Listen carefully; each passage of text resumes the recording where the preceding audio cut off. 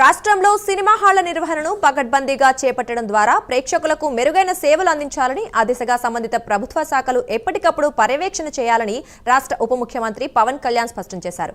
కొత్త చిత్రాలు విడుదల సందర్భంలో టికెట్ ధరల పెంపు నిమిత్తం నిర్మాతలు వారికి సంబంధించిన వారు వ్యక్తిగత హోదాలో కాకుండా తెలుగు చలనచిత్ర వాణిజ్య మండలి ద్వారానే ప్రభుత్వాన్ని సంప్రదించే విధానాన్ని అమలు చేయాలని దిశానిర్దేశం చేశారు.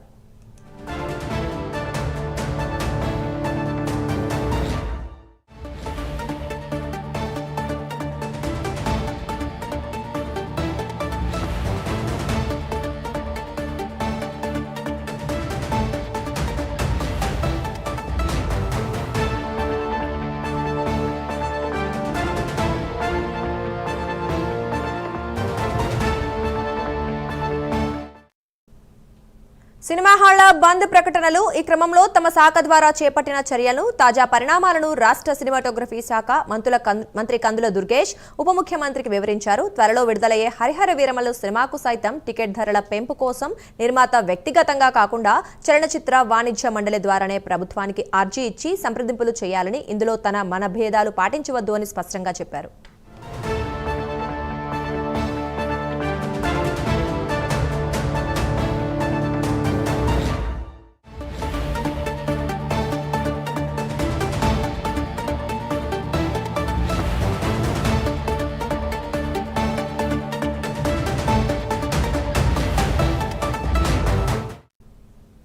టికెట్ ధర కంటే సినిమా హాల్లో పాప్కార్న్ లాంటి తిరుబండారాలు, శీతల పానీయాలు, చివరకు మంచినీళ్ల సీసాల ధరలు సైతం భారీగా ఉండడంపై ఈ సందర్భంగా చర్చించారు.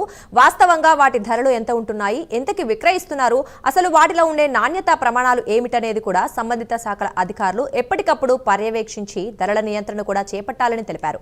రాష్ట్ర వ్యాప్తంగా మల్టీప్లెక్స్లు, సింగిల్ స్క్రీన్లో ఆహార పదార్థాలు, శీతల పానీయాల వ్యాపారంలోనూ గుత్తాధిపత్యం సాగుతోందనే విషయం కూడా ప్రభుత్వ దృష్టికి వచ్చినందున దీనిపై విచారణ చేపట్టాలని సినిమాటోగ్రఫీ శాఖ మంత్రికి సూచించారు.